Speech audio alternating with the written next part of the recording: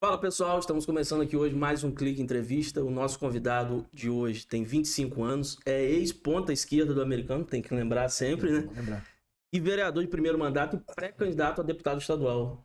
Bruno Viano, prazer ter você aqui hoje. Prazer, Fabrício, prazer. Toda a equipe aqui do Clique Campus. Primeiro, relembrar esse momento histórico que era da época do futebol do Americano, que eu tenho muito orgulho de ter jogado futebol, ter sido atleta profissional.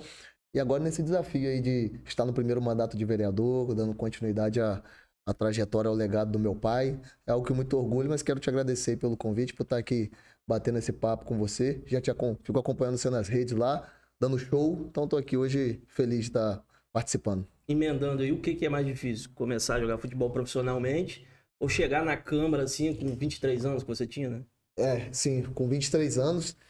Cara, o futebol, ele vem de uma formação, assim, você vai desde de pequeno tendo a construção ali, convivendo com muitas pessoas, na dificuldade. O esporte é uma luta muito grande, ainda mais no alto rendimento. Mas vou ser bem sincero que eu não sei nos outros legislativos, nos outros anos legislativos, mas a Câmara tem sido um desafio gigantesco, principalmente pelo que nós vivenciamos no primeiro ano de mandato, tudo que aconteceu ali dentro daquela Câmara, que a população sabe. Isso realmente foi um desafio, foi o maior desafio que eu estou vivendo, que é estar vereador de Campos num ano tão corrido, assim, com tantos desafios como foi o ano de 2021, né, que foi o primeiro ano de mandato. Nesse primeiro ano você teve muita ajuda ali também, que tinha pessoas ali cascudas, né? Nildo Cardoso, aí tinha os mais novos que, por exemplo, Elinho Naim, que o pai dele já era presidente, Marquinho, que o pai dele já foi presidente. Isso também ajudou, né? Ajudou bastante porque quando você chega na Câmara ali de vereadores, é claro que tem toda a parte ali institucional que você vai acompanhando, você desenvolve seus projetos, você vem na campanha dizendo o que você quer fazer, o que você quer executar ali dentro da Câmara, os projetos de lei, as indicações. Mas quando você chega ali dentro da Câmara de Vereadores, você vê que tem toda a parte política que você tem que estar ali para seus projetos estarem sendo votados, para você conversar com os colegas, para os colegas aprovarem os seus projetos, estarem ajudando ali.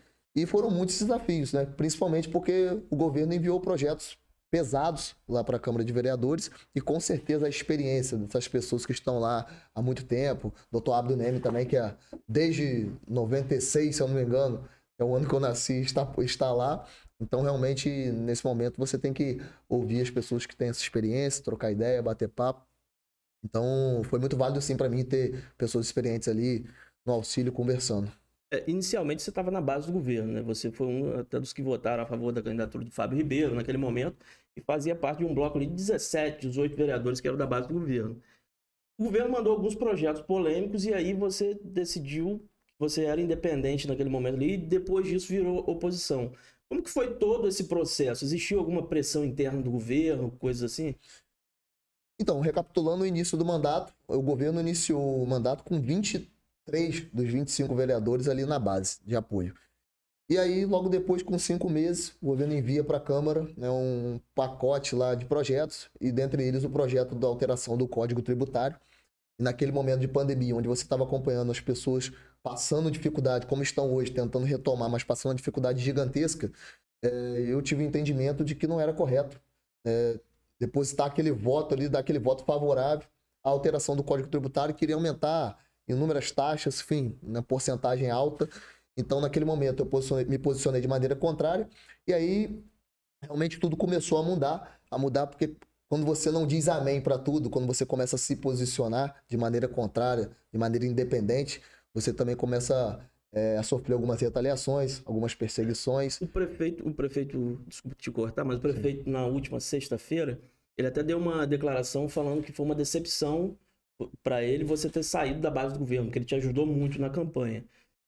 E até aquele momento ali, você tinha votado projetos polêmicos, como a retirada do Vale Alimentação do Servidor. Por que naquele momento ali você decidiu dar um basta e sair da base do governo?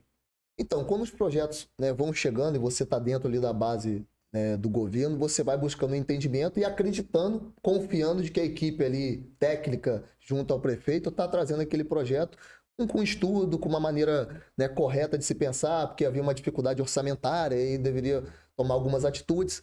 Mas chega um certo ponto que você começa a ver que não é somente por isso.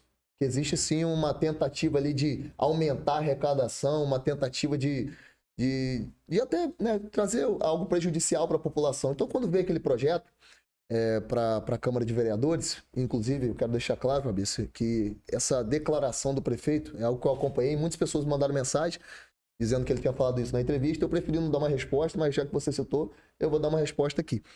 E nessa última entrevista, ele deu a entender que eu não tinha ficado ao lado dele, né, no momento de uma votação importante. Só que ele não citou qual era a votação, não citou qual era o momento foi exatamente esse. O momento da alteração do Código Tributário, em que eu me posicionei de maneira contrária.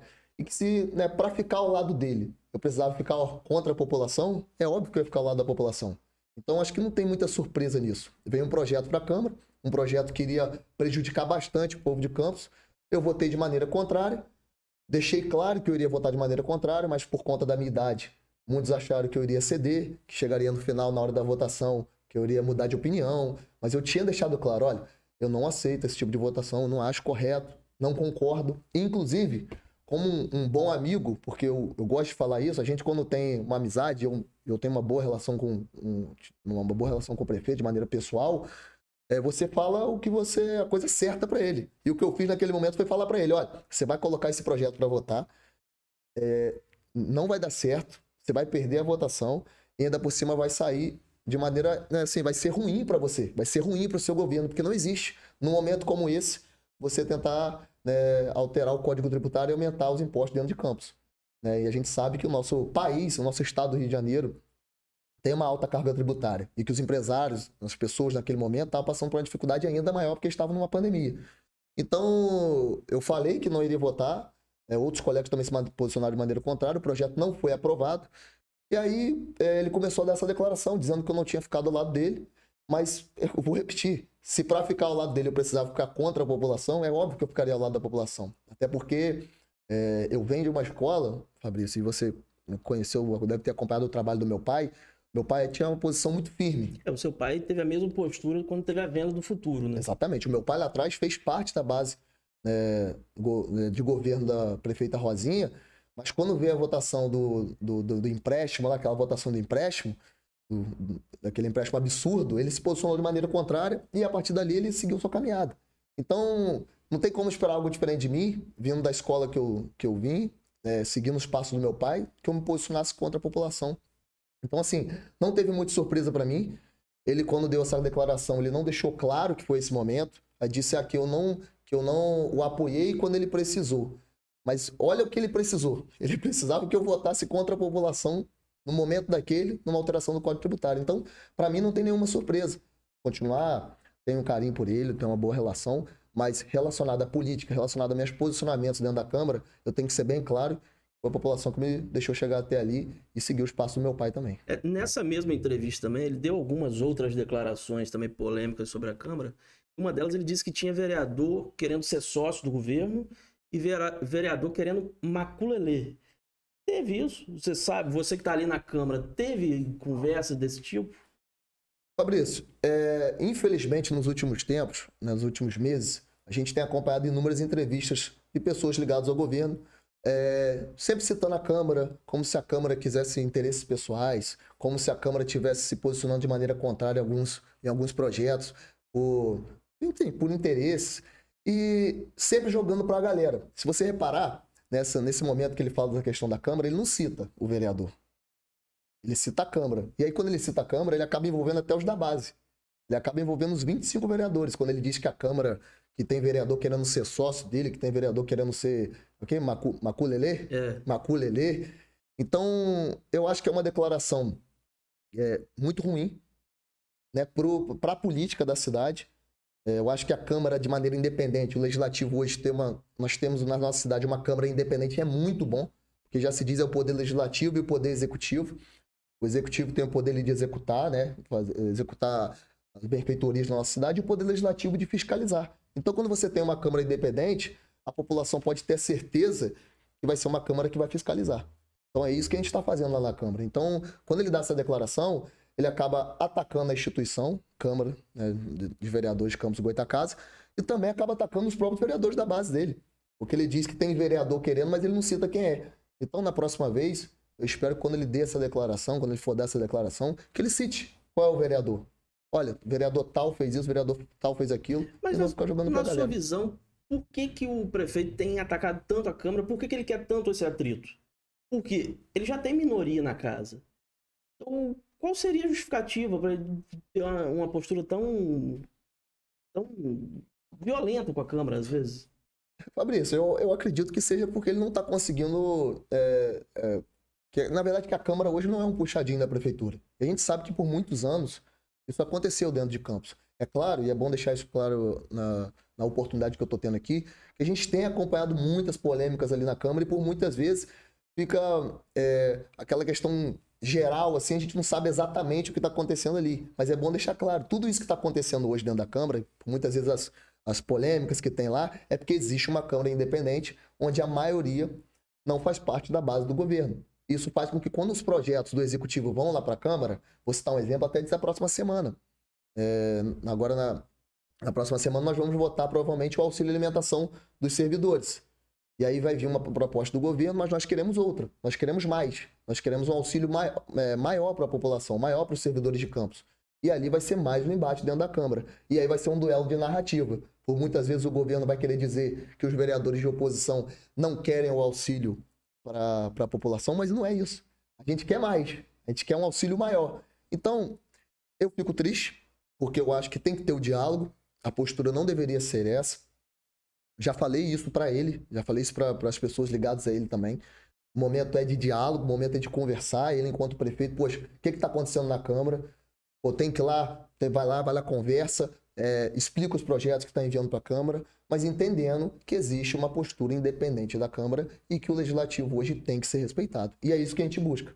Não adianta querer desrespeitar vereador, porque nós somos eleitos pelo povo. Eu tive 3.085 votos, então eu vou honrar cada voto que eu tive lá dentro daquela casa. Você foi eleito, você estava entre os mais votados da cidade, tem 25 anos hoje, tem menos de 2 anos de experiência na vida pública.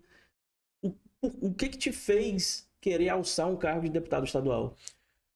Porque, antes da sua resposta, sim, tem ali na Câmara hoje, como eu falei anteriormente, ex-presidente, filho de ex-presidente, vereador ali com 4, 5 mandatos, e você, o mais novo, é um dos candidatos, um dos 3 candidatos que a Câmara tem hoje. Por quê? O que te fez ter essa vontade? Fabrício, eu entrei na vida pública por dois motivos assim, principais.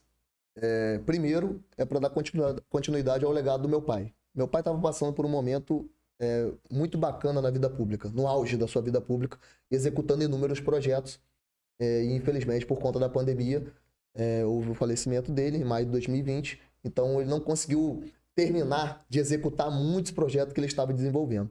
Segundo, porque, como você mesmo falou, eu tenho 25 anos e a minha intenção é oxigenar, a minha intenção enquanto jovem é trazer a juventude para dentro da política, trazer os jovens para perto. E quando eu falo jovem, eu não falo só pela questão de idade. Eu acho que todo pai, toda mãe, toda avó, todo avô quer que seu filho, quer que seu neto tenha uma condição melhor de vida.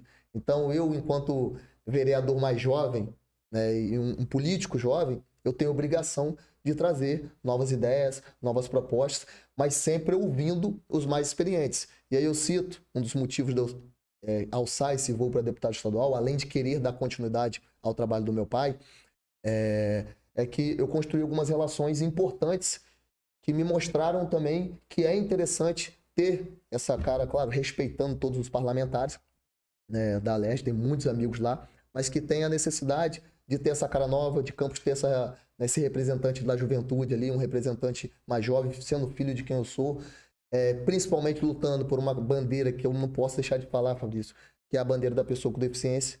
Não sei se você sabe, mas o motivo do meu pai entrar na política foi por conta da minha irmã Gabriela. Minha irmã Gabriela, que também não está mais entre nós hoje, minha irmã era deficiente, e meu pai meu pai toda vez tinha que levar no Rio para ela fazer exame, para fazer inúmeros procedimentos.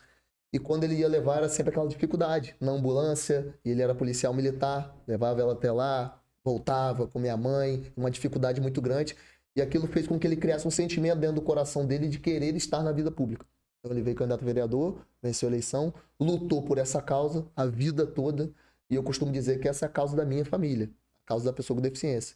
Então, quando eu enxergo que no âmbito estadual haverá uma possibilidade maior da gente lutar por essa causa, que é que eu tanto amo, e que é o motivo de eu estar aqui hoje, o motivo do meu pai estar na vida pública, é o motivo de eu estar na vida pública hoje. Então eu entendo que no âmbito estadual a gente consegue batalhar e fazer mais coisas por essa causa. Falei de juventude, falei da pessoa com deficiência, e não posso deixar de falar também do que você já disse antes, que é o esporte, que é minha vida, eu fui moldado, meu caráter foi moldado no esporte. Então falei muito, mas o motivo de eu querer alçar isso é muito por isso, por entender que tem esse espaço, por entender que essas causas merecem uma representatividade estadual e também por ter escutado de pessoas tão importantes na minha trajetória, como o presidente André Siciliano, presidente da Leste, e o prefeito do Rio, Eduardo Paes, de que haveria esse espaço e de que era interessante a minha pré-candidatura. Por isso que eu estou tentando alçar esse voo aí para a Leste. E a nível estadual, como você avalia a disputa ao governo do estado? E hoje tem o Cláudio Castro, que lidera as pesquisas, que anunciou o Washington Reis como vice dele. Tem o Marcelo Freixo, tem o Rodrigo Neves, tem o Antony Garotinho, que ainda sustenta, diz que é candidato. Como que você avalia essa disputa? Então, eu hoje estou no PSD. Né? O PSD, né, a princípio, terá candidatura própria. Mas eu não posso deixar de ressaltar o trabalho, né, que o governador Cláudio Castro está fazendo por Campos. E eu acho que nós que estamos aqui no dia a dia, na pele, nós enquanto políticos que estamos aqui em Campos, a gente tem que valorizar esse trabalho. Os inúmeros investimentos que o governador trouxe para Campos é algo que a gente tem que agradecer muito. Porque se dependesse só da prefeitura, só do governo municipal, provavelmente nós não teríamos todos esses benefícios que estão acontecendo. Então, estou acompanhando, eu acredito que vai ter essa vantagem do Cláudio, principalmente no interior do estado, porque ele está trabalhando bastante, eu tenho acompanhado rodar das cidades. Tem essa candidatura do Freixo também, né, que aparece nas pesquisas. No meu partido, provavelmente, a princípio, o Felipe Santa Cruz vai ser o candidato, está ali nas pesquisas, é uma boa pessoa também, que pode surpreender, pode crescer ali, mas não posso deixar de citar todo esse trabalho que tem sido feito pelo Cláudio, então acredito que ele sai aí com um favoritismo aí nessa batalha. Beleza, Bruno. E a nível municipal, como que você avalia tudo que aconteceu até aqui nesse 1 ano e meio de governo de Vladimir? A gente sabe que tem problemas na saúde, na educação, no transporte público. Como que você avalia e o que você acha que a Câmara contribuiu para evitar que estivesse pior? Então, primeiro com a Câmara Independente, a gente está sempre travando batalhas importantes lá. Então, acho que educação, saúde e transporte são os principais problemas de Campos hoje. Dando uma segmentada aqui, a educação, que eu posso dizer sobre a pauta que nós estamos travando há um tempo dentro da Câmara lá, que é a questão da educação inclusiva. A gente sabe, não sei se você sabe, Fabrício, mas tem muitas crianças hoje que não estão conseguindo ir para a escola. A gente recebe muito relato porque disso. Não tem mediador nas escolas, porque não tem o cuidador. Então, ano passado, nós fizemos uma audiência pública lá na Câmara, onde o secretário de Educação do Rio, o Renan Ferreirinha, participou, onde a representante do Instituto, Helena Tipoff, que é lá da capital, que é voltado para isso, participou também, inúmeros representantes de escolas particulares e também da Secretaria de Educação do município também participaram. E lá a gente falou sobre o grande problema que iria acontecer, que era o retorno das aulas presenciais e a falta de cuidador, a falta de mediador, até pelo tempo que essas crianças estavam fora da escola.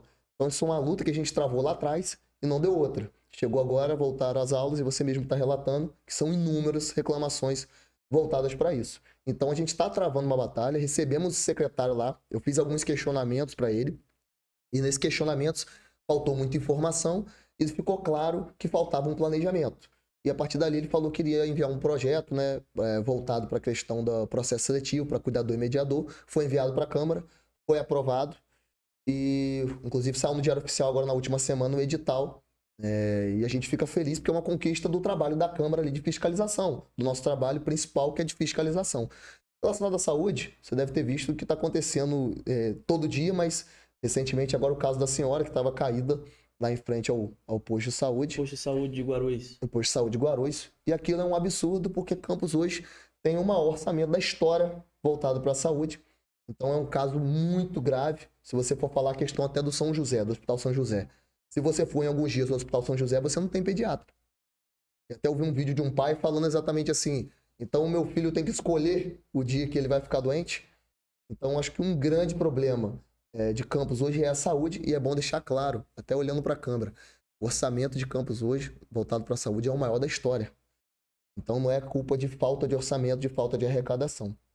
E o transporte público, votamos na semana passada a questão do projeto de bilhetagem, mas o que mais me impressiona é que em 1 ano e meio de governo não é possível que nenhum dos 114 técnicos conseguiu trazer uma solução para o transporte público. Então agora nós votamos lá um projeto da bilhetagem com inúmeras emendas, né, que nós propusemos lá, os vereadores de oposição. Emendas, para quem está nos assistindo, para deixar bem claro, é quando o vereador quer modificar alguma coisa naquele projeto. Acha que tem algo ali que o gabinete do prefeito, nesse caso, enviou que não está certo e corrige. Perfeito. Então foi enviado o projeto para a Câmara, nós propusemos algumas emendas, foi aprovado, só que agora vem o papel principal, que é depois de sancionado, a gente fiscalizar, entender como é que vai ser feita essa bilhetagem, também teve o subsídio do óleo, para poder ver se vai trazer a solução. Porque não adianta também ficar ali naquela conversa que o técnico vai trazer uma solução, que vai ser assim, que vai ser assado, se na hora que chegar na ponta não tiver a solução. Então,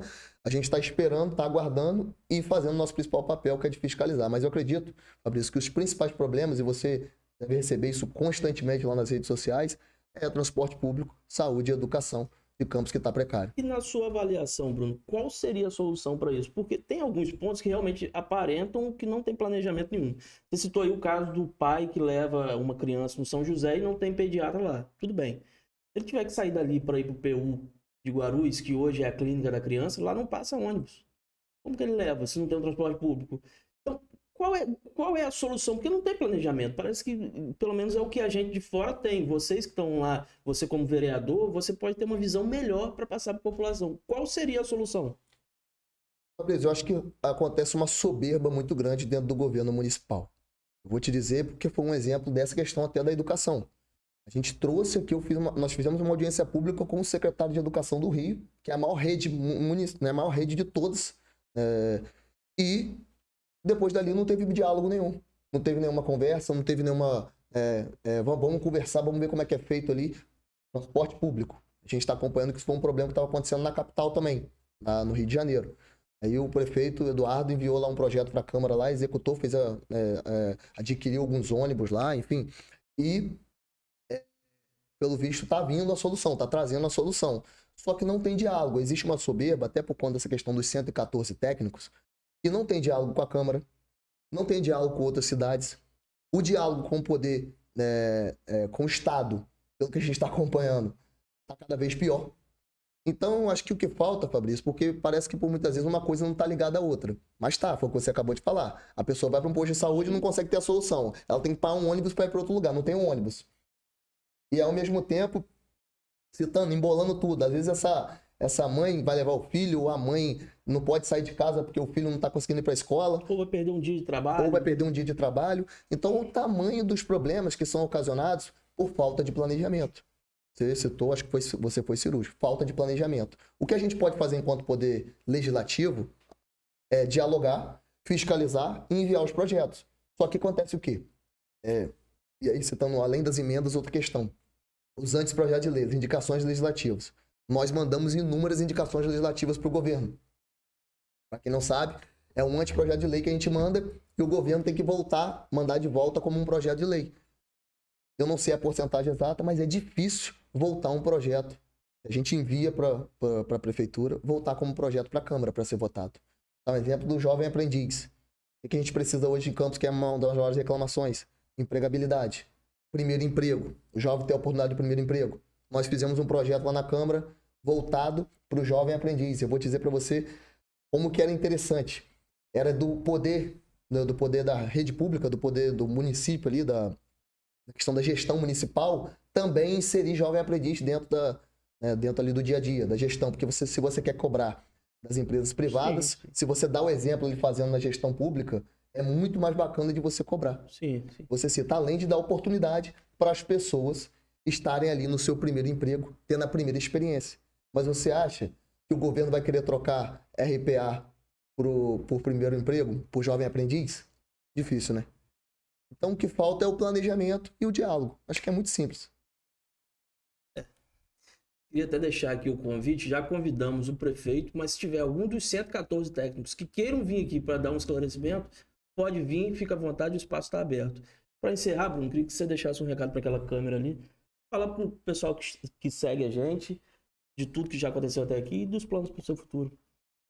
Olha, primeiro, né, agradecer a todo mundo que está acompanhando, agradecer a você, Fabrício, por essa oportunidade. Estou muito feliz de estar aqui, tendo a oportunidade de falar. Dizer que eu sou filho de Campos, nascido e criado em Campos, com muito orgulho.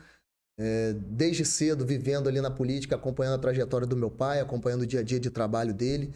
Uma pessoa com uma carreira limpa, um trabalho excepcional.